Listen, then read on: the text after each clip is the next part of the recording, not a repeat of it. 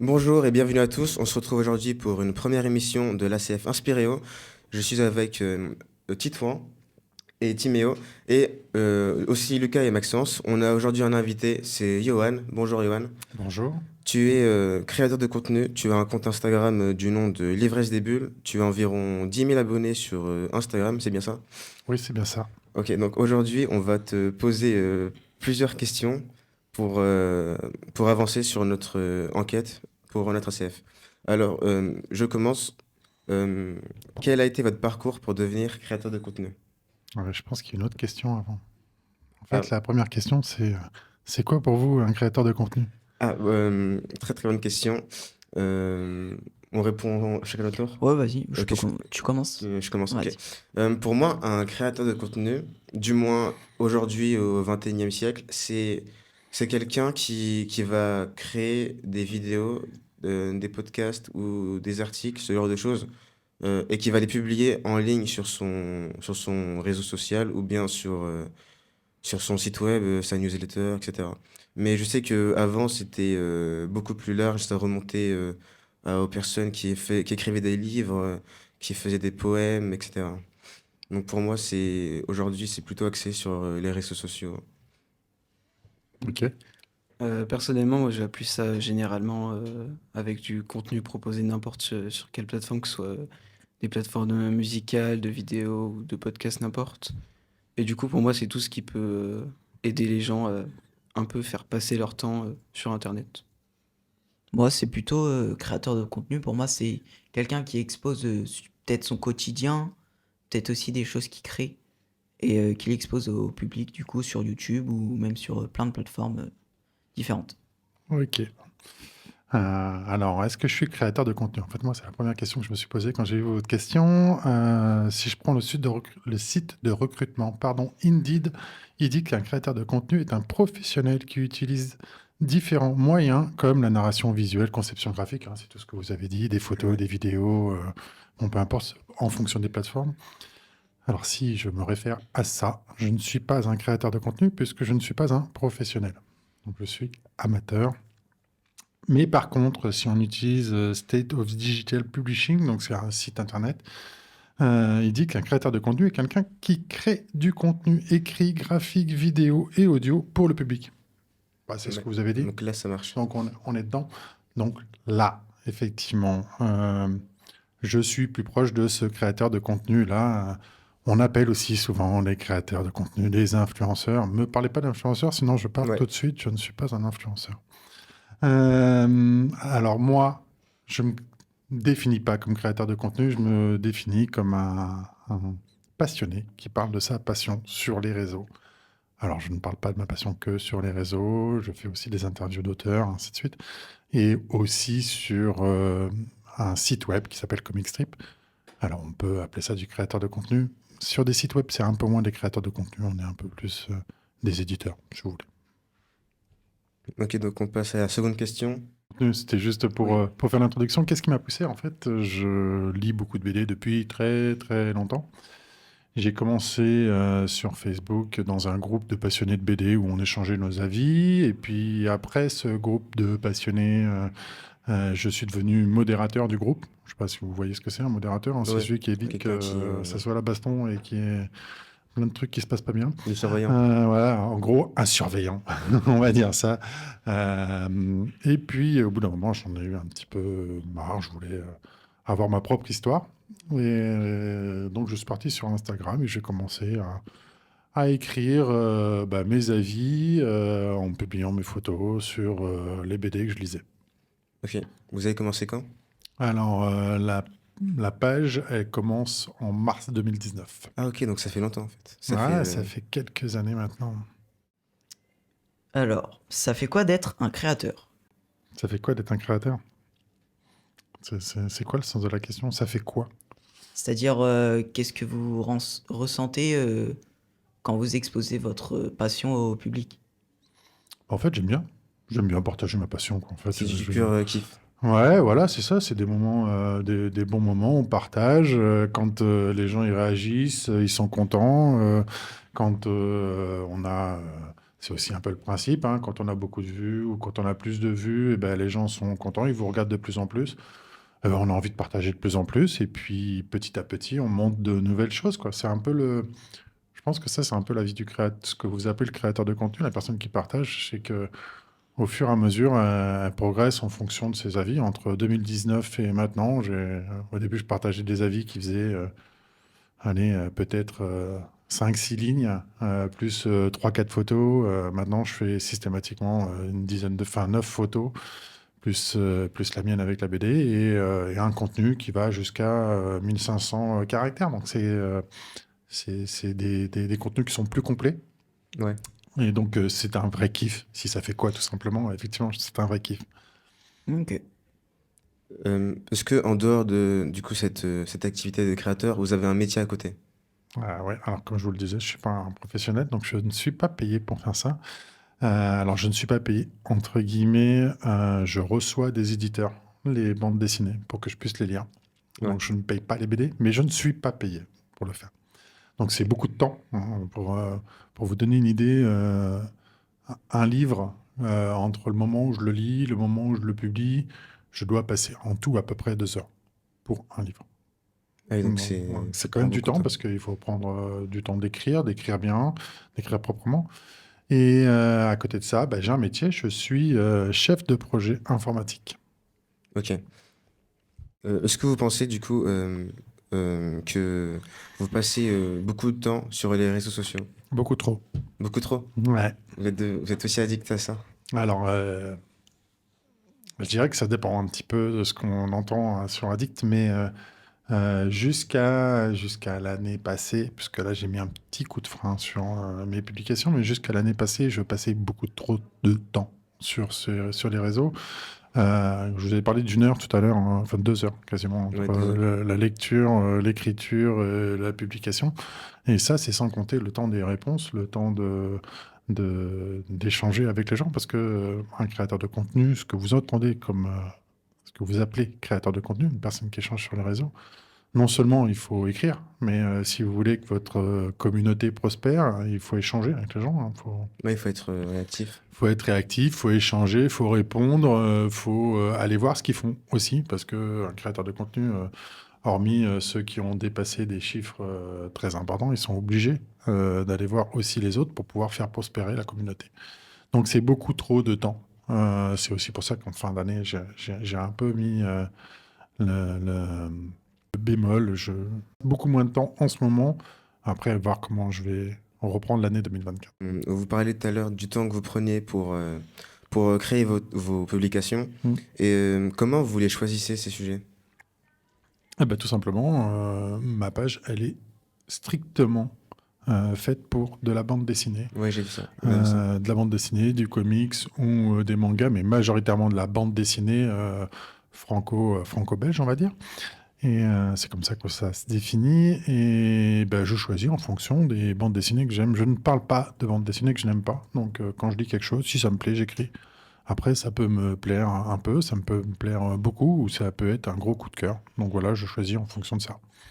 Donc pour vous, les réseaux sociaux, c'est plutôt un moyen d'exposer une passion plutôt que d'essayer de créer un peu une communauté et de peut-être par la suite l'influencer pour faire d'autres choses. Vous, c'est ça. Alors au début, l'idée c'était tout simplement de partager quelque chose. C'est-à-dire Ouais. de mettre à dispo ce que moi j'avais pensé d'une lecture. Et puis c'est devenu de plus en plus à un moment où on échange avec une communauté, hein, ce qu'on appelle une communauté effectivement. Et donc c'est un mixte, je dirais, entre les deux. Est-ce que j'influence la communauté? Ça fait partie c'est une autre question, mais euh, moi j'aime bien échanger et de plus en plus ça a pris aussi la tournure d'interviewer, un peu comme ce que vous faites, Ouais. des auteurs. Donc j'interviewe des auteurs, des dessinateurs, des dessinatrices, des autrices, des éditrices aussi, pour qu'ils nous expliquent leur travail. Et puis voilà, c'est un autre canal d'échange, un autre moyen d'échanger. C'est un moyen d'échanger très intéressant. Ok, ok. Alors ensuite, pour vous, comment le métier de créateur de contenu a-t-il évolué depuis que vous avez commencé? Je ne sais pas. Je D'accord. ne sais pas parce que c'est pas mon métier.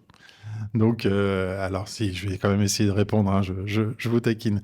Comment ça a évolué? Je dirais qu'aujourd'hui, ça peut être un peu trop du n'importe quoi. Ouais, c'est vrai. Ouais. Ouais, Ça a tendance à s'emballer, hein. ça a tendance à s'emballer. Alors, la législation a essayé un petit peu de régir tout ça parce que c'était devenu un peu du n'importe quoi. Mais je pense que ça ne suffira pas. Bah, ça évolue tout simplement en fonction des réseaux sociaux. Si les réseaux ils évoluent, bah, les créateurs évoluent. Ouais, On c'est a vrai. eu beaucoup de YouTube. Après, il y a eu Instagram. On est passé sur un autre format. D'Instagram, on est passé sur de la vidéo en format Instagram, enfin de la vidéo TikTok, plutôt voilà, TikTok, vertical, ouais. la vidéo verticale. Et puis, il y a d'autres réseaux qui fonctionnent aussi, Discord à côté. Enfin bon, voilà, il y a tout un tas de réseaux différents, tout un tas de canaux. Et en fait, je pense que les créateurs de contenu s'adaptent au canal et aux personnes qui veulent toucher en fonction des réseaux. Donc, il y a des très très bons créateurs de contenu sur YouTube. Il y a vraiment une très Ouais. très belle communauté sur YouTube. Je pense à Squeezie, là. Ouais, ouais, voilà, il y en a plein. Squeezie, effectivement, fait partie des grands maîtres des créateurs de contenu.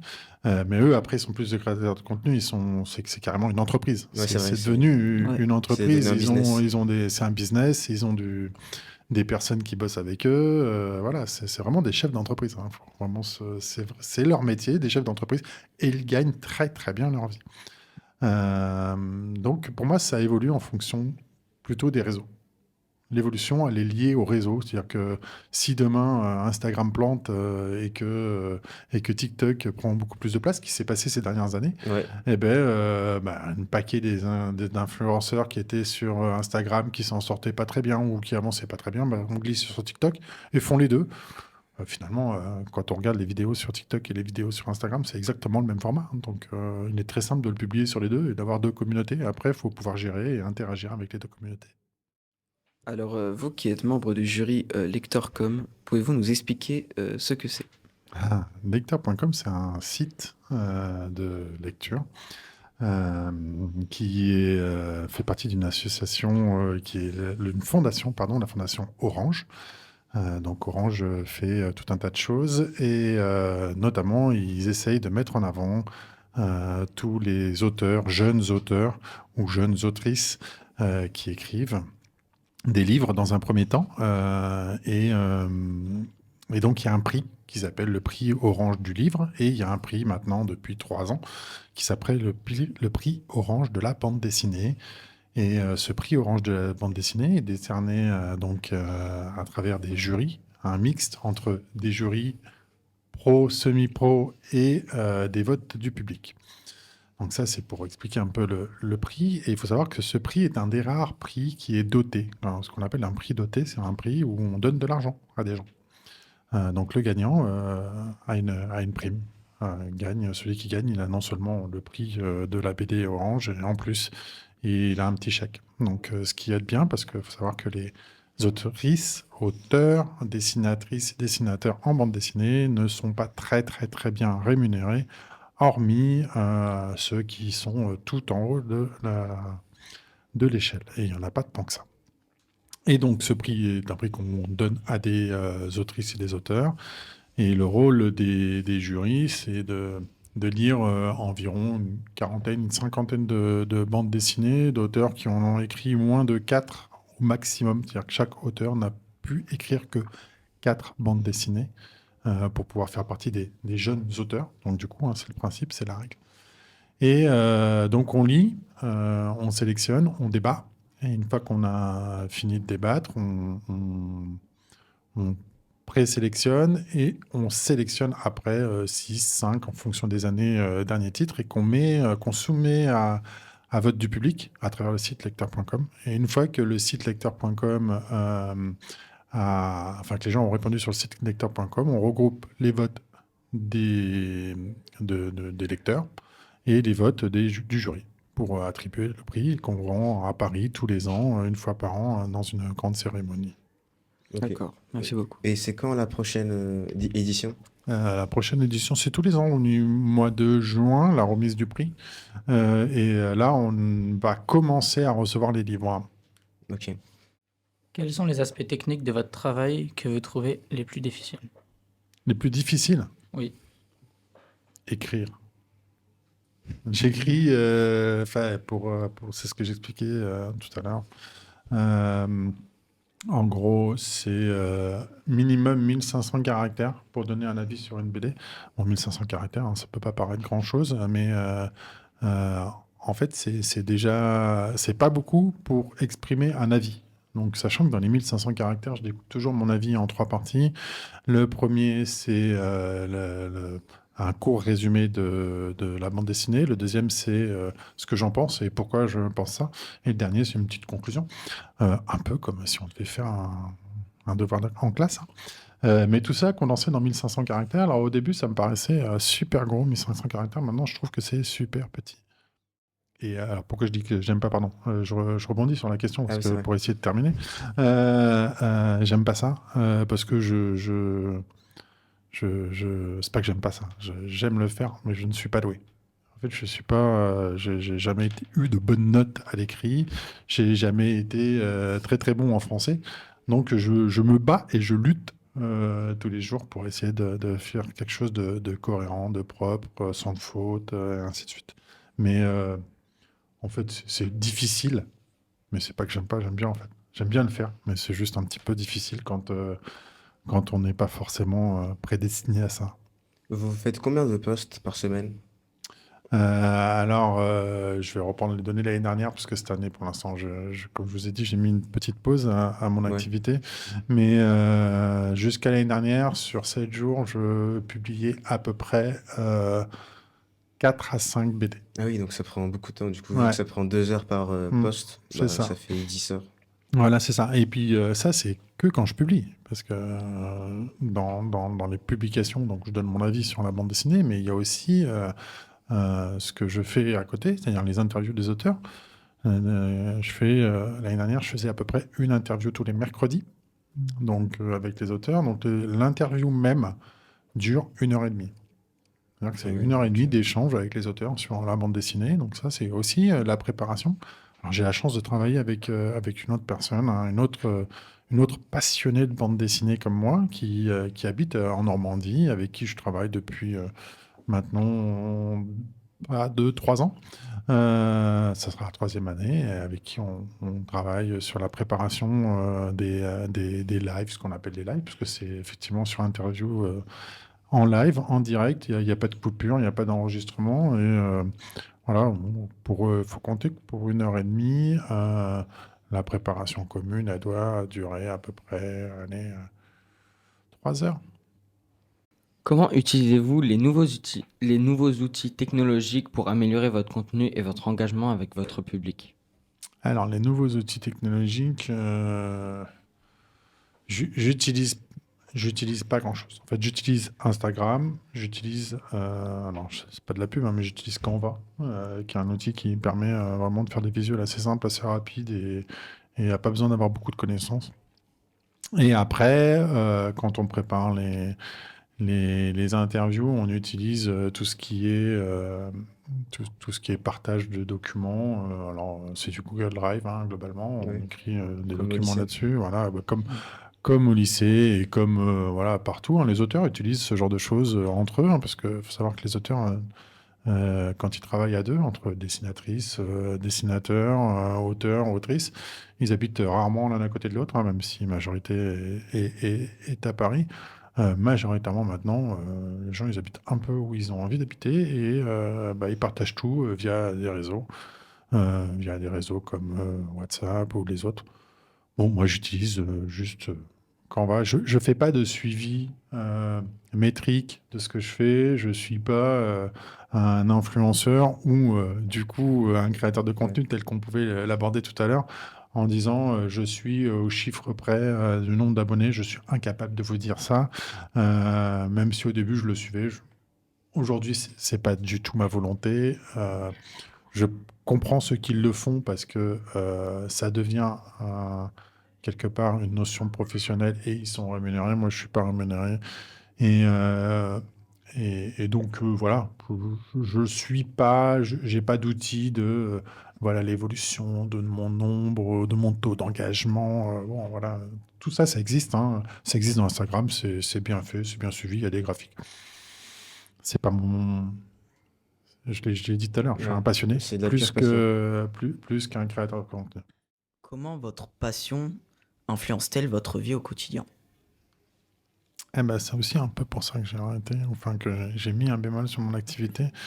C'est que c'était beaucoup trop de temps, hein. On l'a dit tout à l'heure, 2 heures par-ci, 2 heures par-là. Bah, la fin de la semaine, ça fait une grande partie. Mm.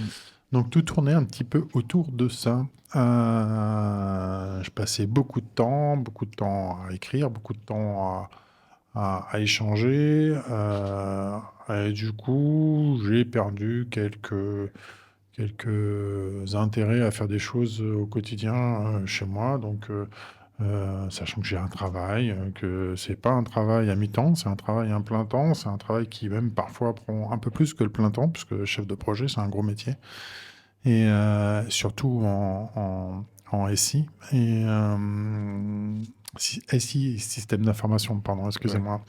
En système d'information. Et du coup, ça a l'influencé dans le sens où ça prenait beaucoup de place dans mon quotidien. Ça prend encore beaucoup de place parce que j'ai plus de place pour mettre mes bandes dessinées aujourd'hui. Mais voilà, ça prend beaucoup trop de place, je pense, à l'heure actuelle. C'est pour ça que je suis en train de réfléchir à comment le faire mieux, de manière plus efficiente demain. Ok. Merci. Est-ce que vous pensez qu'avec vos critiques de bande dessinée, vos avis, vous arrivez à donner envie du coup à votre communauté de lire justement ces BD? C'est pas à moi de le dire. Vous C'est à pensez? la communauté de le dire. Il faut leur demander. Ouais, c'est à eux qu'il faut leur demander. Moi, j'ai pas la réponse. Alors, si, j'ai la réponse. Enfin, j'ai la réponse. J'espère. Je vais pas utiliser le mot influencer, je suis désolé. J'espère donner envie à certaines personnes de lire des BD à travers les avis que je donne. Mais Ok. est-ce que je les influence? C'est un terme que je déteste, influenceur. Pour moi, il est trop connoté Ouais. négativement, Ouais. même si c'est pas forcément le cas. Oui, Un l'influence, influenceur, ça peut être positif aussi. ça peut être positif, mais aujourd'hui, quand vous parlez d'influenceurs sur TikTok et Instagram, regardez ce que vous pouvez trouver. Mm. C'est pas forcément que des bons influenceurs, entre guillemets, dans le terme. Après, il y a des gens qui font, encore une fois, je le dis, il y a des personnes qui font Mm. du très très bon travail et qui font des super trucs. Moi, ceux qui parlent de cinéma, ceux qui parlent, voilà, tout ce qui est vraie activité, j'aime bien. J'ai un peu de mal quand on commence à se vendre au-delà du produit que l'on veut faire passer. Comment votre contenu a-t-il évolué en réponse aux commentaires et aux attentes de votre public? Alors, je dirais que dans un premier temps, mon contenu, il a évolué par rapport à moi avant d'évoluer par rapport au public. C'est-à-dire que j'ai commencé à écrire, je vous l'ai dit tout à l'heure, des avis qui duraient peut-être, je sais pas, 4, 5, 6 lignes peut-être. Enfin, c'est pas beaucoup, c'est vraiment pas beaucoup. Je faisais des trucs très concis, quelques photos, et puis petit à petit, ces avis ont pris un peu d'ampleur. J'ai commencé à avoir un peu plus d'abonnés, j'ai lu de plus en plus de BD, et donc j'ai voulu euh, rendre ce que je faisais plus attrayant et plus complet pour intéresser le plus de personnes possible. Donc là, c'est là où il y a eu une évolution. Donc maintenant, j'ai un contenu qui est structuré. En fait, j'ai un titre, une photo. La photo, c'est toujours la même. C'est moi avec la bande dessinée. Ça fait partie des choses que j'ai instituées. Et toujours cette organisation intro qui est le pitch de la bande dessinée que je fais à ma sauce moi, pas le pitch de l'éditeur. Ensuite, ce que j'en pense et une petite conclusion. et des photos. Donc ça, ça a été structuré. Puis j'ai eu plusieurs questions. On m'a dit, ouais, mais du coup, on n'a pas le tarif, on ne sait pas combien c'est de pages, on ne sait pas qui est l'éditeur. Enfin, si l'éditeur, on le savait, mais voilà, pas de manière structurée. Donc j'ai rajouté dans mon pied de page, dans mon organisation de retour, toutes les informations éditeurs. C'est-à-dire que je mets ce qu'on appelle l'ISBN, c'est le code barre du livre, le nombre de pages, l'éditeur, les dimensions, voilà, pour donner plus de contenu, pour donner plus d'informations et que ça soit quelque chose qui soit limite de plus en plus professionnalisé si c'est pas professionnel. Ok. Question suivante. Comment gérez-vous les commentaires et les critiques de votre public? Bah, j'y réponds. Comment je les gère? C'était plutôt négatif, je suppose que dans ce sens-là, la question. Commentaires et critiques, ça peut être les deux. Oui. Ouais, alors les Je critiques pense. positives, c'est très bien, hein. Ouais, merci, ça fait plaisir. J'espère que tu le liras ou si on commence à connaître les personnes qui interagissent, bah, ça devrait particulièrement te plaire à toi. Voilà, donc je réponds à chaque commentaire. Et des négatifs, bah, ça m'arrive de temps en temps. Bah, je réponds. J'ai déjà eu des personnes qui me disaient ouais, de toute façon, toi, t'aimes tout. Donc, forcément, ça, tu vas aimer. Ouais, je dis, ouais, écoute, non, j'aime pas tout. Hein, je publie pas tout parce que, heureusement, c'est pas possible avec tout ce que je lis. Ça, c'est une première chose et tout ce que je reçois aussi. Donc, je publie pas tout. Ça veut dire que je n'aime pas tout puisque je ne publie que ce que j'aime.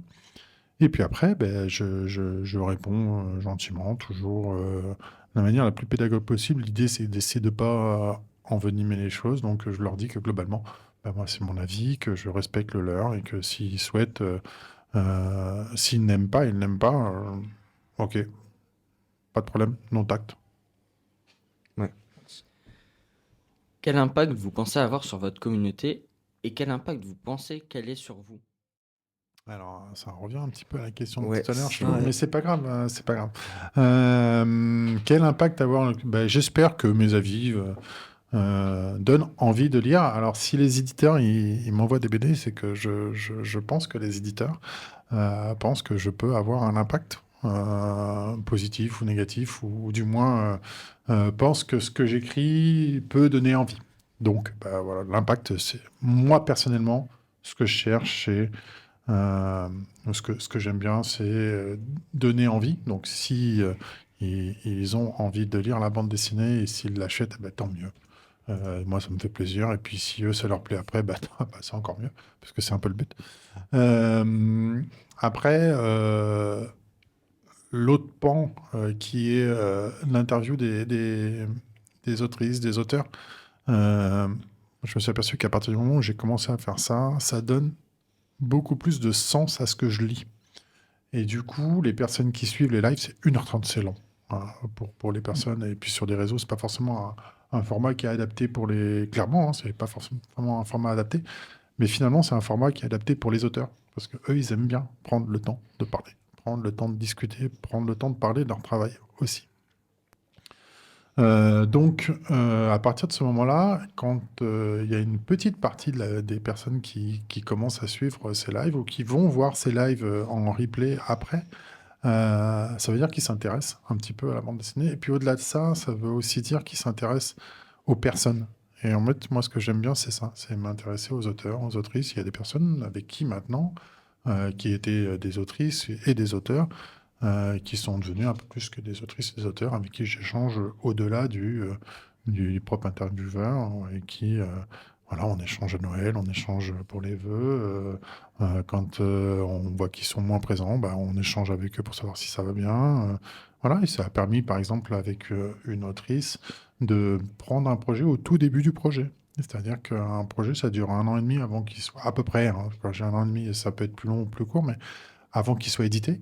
Bah, au tout début, à la signature avec la maison d'édition, bah, on a suivi le projet, on suit le projet tous les 6 mois à peu près, et on fait le tour. Et du coup, ça donne encore un autre point de vue. Donc, quel impact j'ai, bah, j'espère donner envie de lire. Quel impact ils ont sur moi? Je sais pas trop quoi répondre à ça. Est-ce qu'ils ont un impact sur moi? Non, je donne mes avis. Je cherche pas à évoluer en fonction d'eux. Je cherche à évoluer pour pouvoir faire passer le maximum de messages et donner envie le plus possible. Je cherche pas à savoir forcément si la façon dont je le fais peut plaire, euh, même si forcément ça se voit et ça se traduit dans les chiffres. À votre avis, que faut-il faire pour percer sur les réseaux? Si je vous dis, je sais pas, vous allez me croire? Moyen. Moyennement. Si. La première règle, ça serait une personne qui veut percer sur un réseau, c'est qu'on ne peut pas avoir 150 thèmes. Ouais, c'est vrai. Les gens, ils vous suivent pas pour 150 thèmes. Ils vont suivre Squeezie pour un truc, ils vont suivre un autre Instagrammeur ou un autre YouTuber ou un autre TikToker sur un thème particulier. Donc, on peut pas faire, par exemple, du jardinage, du vélo et de la bande dessinée. Parce que vous allez perdre votre public. Et vous allez perdre les personnes qui sont là pour vous suivre. Et s'ils vous suivent, ils vous suivent pour un truc. Il y a un exemple, il n'y a pas longtemps, je ne sais pas si vous suivez un petit peu cette activité-là, mais il y a en 2013, si je ne me trompe pas, c'est possible que je me trompe dans les dates, donc vous m'excuserez, Ok. un jeune de 15 ans en Angleterre qui a arrêté de faire ses cours pour se spécialiser, peut-être 2015, sur se spécialiser pour faire du jeu sur... c'était quoi le jeu qui a cartonné C'était pas Fortnite. Ouais, voilà, sur Ah. Fortnite. J'ai entendu Et, ça. donc, il a cartonné, il avait tout arrêté. Première année, 375 000 euros de revenus. Très bien. C'est Deuxième pas année. Ninja, non? Non, je pense que Non, c'est non, Mongral. c'était Mongral, pas ouais, Ninja, ouais. Un peut-être jeune, Mongral. un jeune anglais de Ouais, 13 ans à c'est- l'époque. Ouais. Et deuxième année, il a fait 178 000 euros de revenus, donc c'était déjà un peu moins. Et puis, Fortnite, on en a parlé 2 ans, quoi. Ouais. Et puis, ça s'est écroulé. Ça va 2-3 encore. ans. Le jeu Ouais, il vit encore, ouais. ça vit encore, mais il y a plus le même nombre de Ouais. suivis, il y a plus le même nombre de... Et ce jeune-là, il s'est dit, là, il faut que je trouve autre chose. Et du coup, il s'est mis sur Valorant. Vous connaissez Valorant? Oui. Ouais. Ah, forcément. Oui. Donc, il s'est mis sur Valorant et il a perdu la moitié de sa communauté. Mm. Ou un peu plus de la moitié de sa communauté, parce que les gens qui le suivaient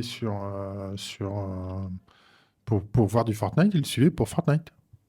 Monothème, Mm. Fortnite. Donc, pas pour les jeux vidéo, mais pour Fortnite, parce il faisait que celui-là. Alors qu'il y a d'autres jeux, il y a d'autres influenceurs, créateurs de contenu, comme vous voulez, hein, peu importe, qui, eux, se sont spécialisés dans les jeux, mais dans les jeux en règle générale. Donc forcément, ils perdent un peu moins quand ils passent d'un jeu à un autre parce qu'ils ne sont pas spécialisés. Donc je dirais qu'il faut être un généraliste spécialisé. C'est-à-dire qu'il faut être généraliste dans la bande dessinée ou dans le truc. Moi, j'ai qu'un thème, hein, c'est la bande dessinée. Je pourrais avoir, par exemple, j'ai des personnes avec qui j'échange qui font des polars et de la bande dessinée, qui font du livre et de la bande dessinée. On pourrait imaginer, je pense, qu'on pourrait avoir cinéma, bande dessinée, cinéma, livre. Voilà, on reste dans le domaine culturel. D'ailleurs, Donc, il faut être assez cadré pour revenir à la première question et après, je te donne la main. Donc, il faut être assez cadré. Ça, c'est la première chose, c'est qu'on ne peut pas avoir 150 thèmes. Et après, je continuerai à répondre. Vas-y. d'ailleurs, vous lisez combien de bandes dessinées par an, à peu près? Alors, j'en publiais l'année dernière jusqu'à 4-5 par semaine. Il y a 52 semaines dans l'année. Tu fais le calcul, ça c'est le minimum de ce que je lis, plus Ouais, celle donc que je ne 200. publie pas. Voilà. Et donc ça, la première chose, c'est d'avoir un contenu qui est globalement orienté vers toujours une catégorie. On va parler de catégorie. Après, la deuxième chose, c'est comme je vous l'ai dit, il faut que ça soit assez carré, il faut que ça soit propre, il faut que ça soit à la limite du professionnel, tout en gardant. C'est là où il faut trouver la bonne orientation. C'est qu'un influenceur, un créateur de contenu, enfin les personnes qui sont sur le réseau, ils ont tous une personnalité. Ils ont tous un style. Et ce style, ils le gardent. Peu importe ce qu'ils font, ils vont avoir toujours le même style. Ils vont faire tout le temps la même vidéo. Dès qu'ils vont évoluer, ils vont évoluer en gardant une trace de leur style. Ils vont garder ce que moi je peux appeler leur ADN, si vous voulez. Et donc, il faut avoir sa propre marque, entre guillemets, sa propre façon de faire, son propre visuel. Souvent, les influenceurs, ils ont toujours un visuel qui est toujours le même. Je ne sais pas si vous avez vu. Ouais, c'est Si vrai. on prend Greux, je ne sais pas, vous connaissez monsieur Greux? Non. C'est Hugo un Décrypte. spécialiste dans l'informatique. Donc, il parle d'ordinateur. La dernière fois, il a été au CES en 2014, 2024, le CES 2024 qui est en train de se tenir là. Il parlait des robots ménagers, mais voilà, tout ça, c'est dans la nouvelle technologie. Bah, ces gens-là, ils ont toujours les mêmes arrière-plans. Ils ont toujours la même façon de parler, la même façon, les mêmes intonations, les mêmes façons de s'adresser aux gens. Voilà, donc je pense que ça, c'est important, c'est de garder son style. Euh, Essayer de se différencier forcément, mais c'est dur de se différencier dans un monde où il y a de plus en plus de personnes. Donc il faut avoir sa propre patte, parler des mêmes choses et puis publier régulièrement, parce que ça c'est important. Si on ne publie pas régulièrement, ça ne marche pas.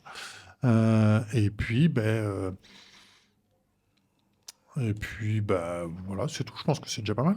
Ouais. Oui. Quels sont vos projets futurs en tant que créateur de contenu? Alors, comme je vous l'ai dit, j'ai mis un petit peu de frein. Je suis en train de réfléchir à aujourd'hui comment je pourrais euh, euh, réorienter ce que je suis en train de faire de manière un petit peu différente. J'avais pensé faire de la radio à un moment. D'ailleurs, je suis un peu né ici. À faire de la radio à un moment parce que c'est quelque chose c'est un média qui me plaît bien. J'aime bien parler. Parfois un peu trop. J'aime bien les interviews, j'aime bien l'échange. Si je pouvais faire que des interviews, des échanges, ce serait génial. J'adorerais, franchement. Peut-être prendre du recul et puis redevenir un petit peu moins en vue parce que finalement, ça me va bien aussi d'être pas aux premières loges. Mais j'aime bien discuter avec les gens, donc c'est pas simple aussi parce que si aujourd'hui j'arrive à interviewer, si aujourd'hui j'arrive à avoir des échanges avec des auteurs, si ils me reconnaissent quand on va dans des salons, là notamment il y a le salon d'Angoulême qui commence dans 2 semaines, c'est aussi parce que je suis sur le réseau. Donc si j'ai plus les réseaux, je serai moins visible. Si je suis moins visible, j'aurai moins d'interviews. Et si j'ai moins d'interviews, du coup j'ai moins ce que j'aime, c'est l'échange. Donc il faut que je réfléchisse à comment réorienter tout ça. On passe à la dernière question. Comment voyez-vous l'avenir du métier de créateur de contenu? Alors je pense que c'est un peu comme tout à l'heure. Ça va dépendre des réseaux. Ouais. Comment les réseaux vont évoluer. Si demain il y a un nouveau format TikTok, on s'y attendait, personne s'y attendait. Instagram était en train de tout exploser, de marcher sur tout le monde. Facebook est en train de mourir, mais cela dit, ça reste quand même une des plateformes les plus suivies, hein, mais c'est en train de mourir en tant que tel, Facebook. Ils ont créé Fraise. Facebook a créé un successeur, entre guillemets, ou quelqu'un qui va un petit peu contre X, la plateforme Thread. anciennement Twitter, Oui, c'est Ah, c'est Thread. X tout court. Oui, X. mais Alors, la non, plateforme oui, la donc nouvelle application de Meta. à voir comment va évoluer cette plateforme. Je pense que Facebook, ils l'ont fait tout simplement parce qu'ils sont en train de se dire que Twitter, anciennement Twitter, est en train de plonger. De toute façon, ça faisait plusieurs années que Twitter est en train de plonger. Mais je pense que ce qu'est en train de faire Elon Musk avec Twitter va marquer le futur des réseaux sociaux. Dans le sens où il a commencé à vouloir le professionnaliser, à mettre des abonnements pour les créateurs de contenu. Donc on s'oriente là-dessus, puisque aussi bien Instagram aussi propose ces choses-là, alors que avant les changements de Twitter, ça n'existait pas. Les créateurs de contenu, voilà, ils ne payaient pas, hein, c'est plutôt dans le sens. C'est encore pas le cas sur des plateformes comme YouTube, qui à l'inverse rémunère plutôt pas mal ces personnes qui ont beaucoup de vues, puisque forcément, ils gagnent de l'argent aussi grâce à eux. Donc, je sais pas, ça va dépendre réellement de de comment va évoluer le monde des réseaux demain. Si ça se trouve, il va y avoir une nouvelle plateforme qui va arriver et qui va tout se cracher, tout foutre en l'air. Et par exemple, TikTok a fait pas mal de mal par rapport à Insta et à Instagram. Et du coup, Instagram s'est posé beaucoup de questions. Ils ont commencé à faire la même chose, à faire de la vidéo aussi. Et ils ont commencé à mettre énormément en avant la vidéo aux dépens des photos. Ils se sont fait un petit peu retoquer par les Instagrammeurs qui, pour certains, étaient très, très, très, très puissants en disant bah oui, mais non, nous, on veut pas de vidéo. C'est pas notre job, on fait pas ça, on fait de la vidéo. Donc, ils sont un peu revenus en arrière, ils font un mixte, ils arrivent à vivre de ce mixte. Et puis, du coup, Instagram refonctionne un peu mieux en ayant ce mixte-là. À voir, vous êtes plus sur quoi? TikTok, Instagram? Ouais, les jeunes, Plus TikTok. Insta, Ouais, moi. Insta. TikTok, Ouais, personnellement. ouais, voilà, de plus en plus, les gens vont sur TikTok. C'est une question de génération aussi. Facebook, on dit que c'est un peu le truc à papa maintenant. Le truc des vieux. Voilà, Ouais. c'est le truc des vieux. Hein. Instagram, je pense que c'est ce qui reste encore pour l'instant, mais TikTok va. Je pense que TikTok est en train de faire ce qu'Instagram a fait à Facebook. Donc, à un moment ou à un autre, Instagram va devenir le truc des vieux dans plusieurs années. Et puis, peut-être que TikTok va disparaître. À noter que TikTok, ils ont un petit problème. C'est qu'aux États-Unis, notamment, il y a un Ouais. petit peu une grosse chasse autour de TikTok pour C'est chinois. la récupération des données et tout un tas de choses. Donc voilà, c'est aussi un petit peu la guerre de ce côté-là. Et je pense que s'ils leur font la guerre, c'est parce que TikTok, c'est pas américain. Ouais, Et c'est voilà. chinois. C'est chinois, c'est C'est pour ça. chinois, c'est aussi pour ça. C'est leur plus Et, gros défaut. ouais, leur plus gros défaut, c'est que c'est chinois et un peu comme Huawei, Huawei. le constructeur qui s'est fait détruire, qui était à la deuxième place mondiale ou troisième place mondiale Troisième. de constructeurs de téléphones. Et en 2 ans, ils sont arrivés au fin fond des landes des constructeurs, tout simplement parce que les États-Unis ont dit c'est terminé, merci d'être venu. Ben voilà, donc c'est. Voilà, il y a pas mal de politique aussi là-dedans, Ouais. mine de rien. Donc pour moi, les influenceurs, les créateurs de contenu, ils évolueront en fonction. Et puis on voit bien que les gros, ils s'en sortent toujours parce qu'ils ont l'armada, ils ont 15 personnes pour travailler avec eux. Et qui font du contenu qui est du contenu professionnel, qui sont devenus limite des troisièmes télé. Enfin bon, voilà. Mais par contre, c'est drôle que YouTube, ça fait 20 ans qu'ils sont là et ils sont toujours présents. Ils arrivent toujours à un peu suivre le mouvement. Ouais. Là, ils ont fait les shorts. Sauf avec YouTube Short. Ouais, alors YouTube Short, ça fonctionne marche C'est pas si bien que ça, parce que, effectivement, mais il fonctionne parce que c'est un format qu'on a partout. YouTube, vous pouvez le regarder sur votre télé, vous pouvez le regarder sur votre smartphone, vous pouvez le regarder. TikTok, allez regarder sur votre télé. C'est- Il y en a- il y a Voilà, maintenant. sur votre ordinateur. Hein. Maintenant, ça existe sur les télés, Ouais. les nouvelles télés connectées. Ouais. Vu qu'on peut télécharger des applications Ouais, maintenant, mais il y a c'est plein de- pas un visuel pareil, quoi. C'est Ouais. pas un visuel que tu regardes c'est pas optimisé. sur un format adapté, alors que YouTube est adapté sur tous les formats. Je pense que YouTube restera, pour l'instant, c'est celui qui me semble le plus adapté à du contenu vidéo, réellement, à un vrai contenu vidéo, pas un contenu vidéo de 10 secondes, puisque si on prend, je crois, TikTok, alors short, c'est 59 secondes, hein, parce que 60, on passe sur un autre format. C'est pareil sur Insta, à passer la minute, c'est mort. Mais en même temps, je vais être honnête avec vous, quand vous regardez votre téléphone, que vous regardez des contenus TikTok, si ça dure plus d'1 minute, vous le regarderez. Malheureusement, oui. Mhm. C'est aussi un Ouais, tu problème le fais? qu'on a. Non, j'ai pas TikTok moi, mais c'est de plus en plus populaire et ça a un impact. On le voit de plus en plus sur la concentration et la santé Sur le temps des que tu gens. y passes, hein, mais Ouais. globalement, des vidéos, tu les regardes pas passer 10 secondes.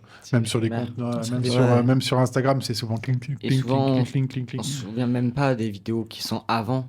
C'est C'est ça, ça. le plus gros Ouais, problème. donc ça fait que du coup, finalement, est-ce que ça revient à la question et que je veux le poser à vous. Est-ce que sur un contenu où vous en bouffez Fast-food. 150 000 en version fast-food sur vos contenus. Est-ce que vous êtes réellement influencé par ce qui est fait? C'est sûr. En partie, je pense. Ouais, En ouais, partie. C'est ouais. sûr. Pour les choses très ciblées. Ouais, je Donc pense. on en revient toujours Bah. à cette... donc l'idée, c'était de vous faire rebondir là-dessus. C'est que sur des choses super ciblées, quand vous cherchez un thème particulier, là, oui, potentiellement, vous allez vous arrêter parce que cette personne-là, oui, tous les autres, tous ceux qui sont dans le ventre mou ou en bas, bah... ploum, ploum, ploum, ploum, ploum. Par contre, lui, je le connais, je l'ai bien identifié. Visuellement, ça se voit. Ouais, c'est aussi une réponse à votre question de tout à l'heure. C'est que si vous l'identifiez, vous savez qui c'est, il a sa propre, il a sa propre patte, tout de suite, vous allez savoir, vous allez passer plus de temps dessus. Dès que ça devient du tout le monde qui parle de BD dans votre fil, bah, peut-être qu'il y en a que vous suivez pas et que vous remontez. Mais c'est pareil sur tout ce que vous suivez. Moi, j'ai mon fils qui était au LPDI ici, hein, qui lui suit les échecs. Bah voilà, il suit les échecs. Il y a des personnes qui suivent un peu plus que d'autres, quoi. Vous avez d'autres questions? Parce que là, on en a plus en réserve. Non, pas spécialement. Moi, j'en ai une pour vous. Ah oui? Allez, Est-ce que ouais. vous voulez être influenceur demain? Est-ce que vous voulez être créateur de contenu demain? Franchement, Ça me plairait, mais bon. moi, ce qui m'intéresse le plus, c'est surtout que ça me permettrait de faire des choses que j'aime, parce que j'aime bien faire du montage vidéo et créer des choses sur Photoshop. Mhm. Du coup, ça me permettrait d'être meilleur là-dedans. Après, sinon, créer mes propres vidéos, ça pourrait être intéressant, mais à voir. Ouais. Je sais pas. Bah, personnellement, il faudrait que je trouve un centre d'intérêt, une passion. Une La niche. question, elle est là. C'est Ouais. pas Ouais. comment je vais le Niche. faire. C'est quel centre et comment le faire. La partie que tu donnais tout à l'heure, c'est du technique. Mm. C'est j'aime ça, ok, j'aime faire du montage, mais tu vas faire du montage sur quoi? Sur les petites souris, sur du chat? Parce que les chats, c'est le truc super sur les réseaux. Non, mais sur des chats, faut trouver le centre d'intérêt. La question, c'est la première. C'est qu'est-ce que je veux? Qu'est-ce que je veux dire? Quel message je veux faire passer? Quel thème? Et pourquoi aussi? Ouais, pourquoi? Si c'est pour la passion, pour l'argent ou... Oui, Pour alors plein de après, choses. c'est l'argent, ça devient de plus en plus bouchonné quand même. Faut se dire que c'est très compliqué. Ouais. Aujourd'hui, il y en a beaucoup. C'est pas simple. Mais après, si on a une vraie passion, si on prend réellement le temps de bien faire les choses, bah, ça peut marcher. Regardez, moi, c'était juste une passion. Je pensais pas arriver à plus de, je dois avoir un peu plus de 11 000, je suis même pas sûr, enfin bon, abonnés. Je pensais pas du tout. Et si on regarde la moyenne des personnes qui font de la bande dessinée non professionnelle sur Instagram, on est plus près des 2 3 000 et encore pour ceux qui sont déjà, qui sont déjà là depuis un petit moment, qui a 11 000. Donc je pensais pas du tout arriver là. Ouais, je suis arrivé, tant mieux, ça me fait plaisir. Et peut-être que demain, ma page n'existera plus, peut-être qu'elle existera encore. Voilà, je ne suis pas payé pour ça. Donc, l'idée, c'est de se faire plaisir. Surtout si vous voulez commencer un jour, faites-vous plaisir. Pensez Ouais, pas à autre chose. c'est vrai. C'est comment vous vous faites plaisir, sur quel thème. Et puis, bah, faites-vous plaisir. Et puis, si vous voyez que ça apprend, bah, vous améliorerez. Voilà, faites-vous plaisir. Parce que si vous faites ça en disant ah, je vais faire ça parce que je vais gagner ça, je pense que déjà, c'est pas le bon. À mon sens, à moi, hein, c'est pas bon axe. Ouais. Parler de votre passion, c'est génial. C'est vrai. Après, je pense au bout d'un moment, par exemple, si on a un certain nombre d'abonnés et qu'on commence à être rémunéré, on va surtout penser à ça qu'à penser à notre Ouais. choix du Il y a départ. plein de personnes. Pour dans être ce cas-là. rémunéré, il faut y aller, hein, parce que rémunéré, c'est dans des thèmes particuliers. Par exemple, en bande dessinée, il y a aucun créateur de contenu qui est rémunéré. Mais il faut savoir qu'aucun site spécialisé en bande dessinée n'est rémunéré. Donc un site web qui est pourtant des sites web rémunérés, un comic strip sur lequel j'écris aussi, doit être dans les 10 premiers sites de BD franco-belges en France. Et ils ne sont pas rémunérés. Et tous ceux qui écrivent ne sont pas rémunérés. Donc, voilà, pour être rémunéré, faut déjà avoir passé les 200, 300 000 abonnés, faire beaucoup de flux. Et c'est aussi pour ça que YouTube marche, parce qu'il il rémunère pas trop mal par rapport au nombre de vues qu'ils font. Aussi, il y a TikTok là en ce moment. Ouais, TikTok aussi rémunère. Juste Ouais. avec Oui, 10 il 000 commence abonnés, avec c'est- les il plus y a de des 10 vidéos minutes. C'est pour ça qu'il y a de plusieurs millions de vues qui génèrent beaucoup C'est d'argent. ça, ouais. Sans Mais forcément avoir beaucoup millions de d'abonnés. vues, hein, faut y aller. Hein. C'est pour ça qu'il y en a plein qui créent plusieurs comptes avec à peu près le même thème où juste ils republient leurs vidéos et du coup ça marche et à chaque fois ils se font. Ça a vite ses limites. Ça a vite Ouais. ses limites de pouvoir republier la Ouais. même chose. Ceux qui sont vraiment en haut, qui fonctionnent bien, qui dépassent le million d'abonnés ou qui dépassent des millions de vues sur des choses, globalement, c'est des personnes qui n'ont pas 150 comptes, qui ont un compte et qui ont déjà beaucoup de travail pour le gérer parce que quand on arrive à ces niveaux-là, je pense que c'est énormément de temps pour pouvoir faire un bon contenu. Parce qu'un créateur de contenu, c'est ça aussi. C'est quelqu'un qui fait du bon contenu. C'est pas juste je me publie parce que j'étais marché hier. Ou même les gamers pour si vous suivez un petit peu les gamers, ceux qui Ouais. ceux qui suivent, ils mettent du temps. Hein. C'est pas juste de la vidéo comme ça à la Énormément one de temps. again, quoi. Au début, ils ont tous commencé comme ça. Hein. Et puis, ça a marché un peu, donc ils se sont professionnalisés. C'est intéressant de voir les évolutions. Si vous pouvez regarder les premières vidéos, effectivement, tu parlais de Squeezie, mais les premières vidéos de Squeezie et les vidéos de maintenant, Oui. il y a un monde. Hein. Et Vraiment. il y a un monde, c'est Ouais. plus du tout le même Squeezie. Quoi. Je trouve que- Mais je pense Squeezie, mais c'est tous pareil. Ils ont Mm. commencé. Parce que ça faisait plaisir, ils avaient pu partager. Hein. C'est souvent parti comme ça sur YouTube d'ailleurs. Et après, ils se sont professionnalisés, ont commencé à gagner un petit peu d'argent, puis un peu plus, puis un peu plus, puis un peu plus. Et puis au bout d'un moment, quand on veut encore gagner plus, il faut passer à l'étape d'après, donc il faut payer des gens. Et puis payer des gens pour vous accompagner, parce que c'est du temps et que les journées elles font que 24 heures. C'est vrai. Mais je pense pas que c'est Squeezie. Au début, si on prend l'exemple de Squeezie, parce que c'est celui-là que tu m'as nommé tout à l'heure, hein, mais Ouais. je ne pense pas que Squeezie au début disait ouais, je vais faire de la thune. Hein. Non, je pense pas. Lui, au Non. début, il a dit je veux partager ma passion. et je suis à YouTube fond. au début c'était Ouais, voilà, c'est ça. c'était Ouais. complètement différent d'aujourd'hui. Donc Non, je pense qu'il y a encore plein de personnes qui font du YouTube parce qu'ils veulent partager leur passion et qui Non, mais- après ils explosent et puis ils gagnent de l'argent. Quoi. je veux dire que c'était pas forcément aujourd'hui quelqu'un qui veut commencer à poster sur YouTube. C'est très différent de à l'époque où d'autres ont commencé. Avant Il y a c'était des gens parce que c'est moins plus bouchonné, quoi, parce qu'il y C'était avait moins moins de bien. monde. c'était moins bien vu. Ouais, je sais pas, YouTube, ça a toujours fonctionné. Hein. C'est vraiment c'est une plateforme qui a le mérite de toucher aussi bien les jeunes que les moins jeunes. Ça, c'est un peu rare aujourd'hui parce que ça touche des jeunes sur tout un tas de domaines. Les télés republient sur YouTube. Bon, finalement, sur YouTube, on retrouve un peu de tout. Hein.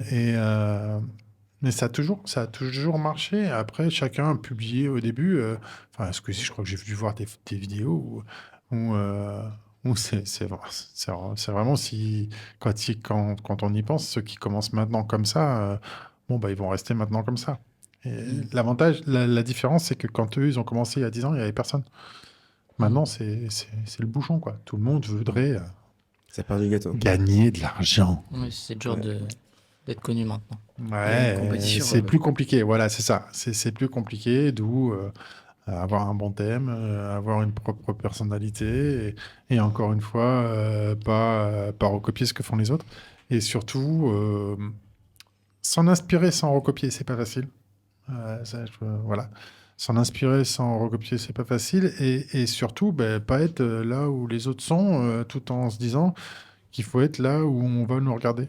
C'est pas facile tout ça. Aujourd'hui, il y a 10 ans, c'était très simple. Maintenant, c'est un peu plus compliqué, je trouve. Donc, Ouais.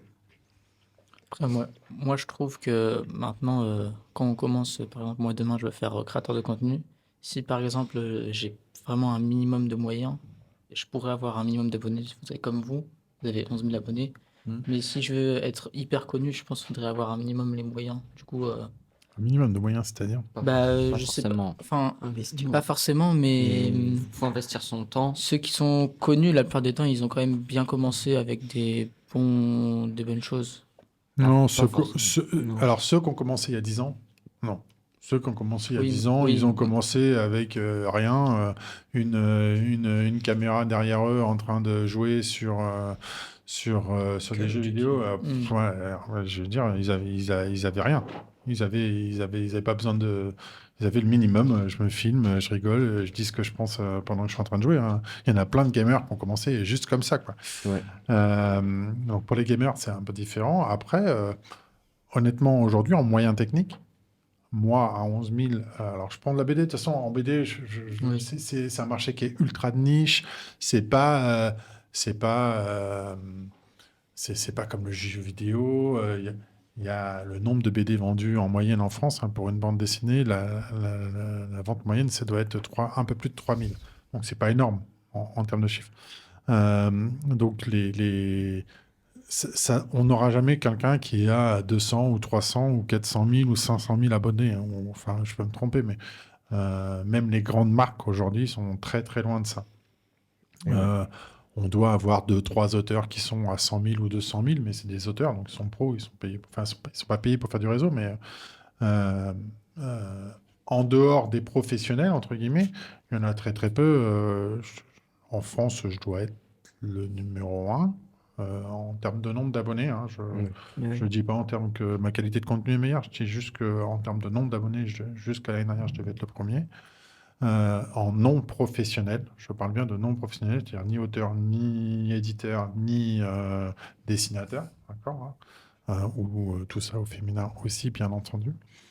Euh, mais sur d'autres thèmes, le jeu vidéo, ils y arrivent. La mode, voilà, en n'en parlons pas, hein. Il y a des personnes qui sont spécialisées là-dedans, mais pas sur les produits de beauté, par exemple, il y en a aussi. Souvent, il y en a qui ont commencé à faire du fitness, hein. Si on prend le couple de... Timothée. Ouais, Oui. Timothée. Ouais, Ouais, j'ai voilà, vu, Ouais, voilà. Fit. Ils ont commencé en faisant du fitness, en faisant des trucs un peu rigolos, un peu différents, ouais. Un thème, le fitness. Ils ont amené leurs pattes, leur humour, chacun de leur côté, et puis ils ont réussi à monter un gros truc, hein, maintenant. Vous voyez, donc on en revient toujours à la même chose. Vous me posez tout à l'heure comment on peut réussir. Bah, ils ont un thème qui est spécifique, et puis après, bah, ils ont amené leur personnalité, leur, leur, leur façon de faire, qui a été un petit peu différente. Ça a plu, et puis voilà, ça a grimpé.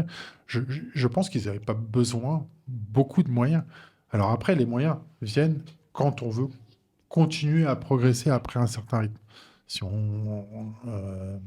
quand on a une dizaine de personnes qui vous permettent de faire de la vidéo, bah, vous faites de la bonne vidéo, vous avez des bons outils pour faire de la vidéo, vous faites des bons montages, vous avez des bons monteurs, vous faites voilà, donc de la bonne lumière, de bons trucs, donc bah, ça attire un peu plus.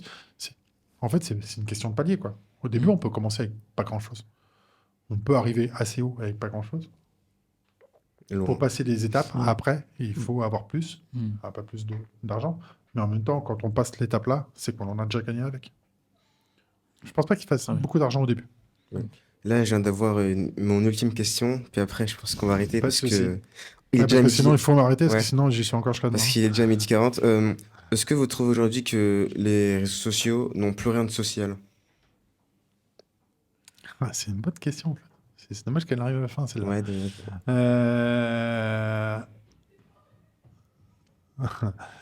Je dirais qu'aujourd'hui, le réseau social était censé créer du lien, oui. mais je suis pas sûr que ça en crée de plus en plus. Ça peut même diviser, à l'inverse. Ouais, bah, au-delà, de toute façon, c'est toujours été pareil, hein. Plus on est nombreux, plus il y a une notion où on peut diviser, mais c'est un outil de communication pour la plupart des politiques. C'est un outil de valorisation pour la plupart des créateurs de contenu. C'est loin d'être ce qu'il était au début, c'est-à-dire un outil où on pouvait échanger. Facebook, c'était ça. C'était, je ne sais pas si vous avez vu le film. Il y a un film qui a été fait sur Facebook qui est assez intéressant. Ah oui. Où il faut, J'en ai entendu parler. ouais, Avec Ouais, en français. qui est vraiment bien fait, qui explique un petit peu comment c'est monté, la façon dont il a un peu géré et comment il a pris la main sur Facebook, hein, le créateur. Mark Zuckerberg, pardon. c'était créé pour créer du lien. Et puis, petit à petit, c'est devenu un moyen de monétisation. Je pense qu'on crée du lien, peut-être pour les personnes qui ne pensent pas à l'argent. Et puis derrière, il y a toujours des personnes qui utilisent des outils à des fins divers, politiques, financières, ou des choses comme ça, mais qui ne cherchent pas forcément à créer du lien. Oui. C'est pour ça qu'il y a des créateurs de contenu, c'est pour ça qu'il y a des personnes qui sont dans les entreprises spécifiquement employées pour ça. Il y a des créateurs de contenu dans les entreprises, ça existe, qui sont là pour en créer, pour en mettre en avant, pour faire vendre ou faire du marketing sur les produits de l'entreprise. Donc effectivement, à partir du moment où on se dit qu'on veut faire du marketing, de la politique et de la vente de savon, non je rigole, c'est un peu moins une notion de lien, c'est un peu plus une notion commerciale, politique ou autre. Ouais. C'est vrai. Alors, je pense qu'on peut s'arrêter là. Merci beaucoup, Bah, merci à tous. merci. Merci à vous, Johan. d'avoir répondu à nos questions. Mais avec Merci plaisir. beaucoup. Vous pouvez le suivre sur son compte Instagram, du coup, L'ivresse des bulles, tout collé. On se retrouve très prochainement pour une nouvelle interview. À plus. Au revoir.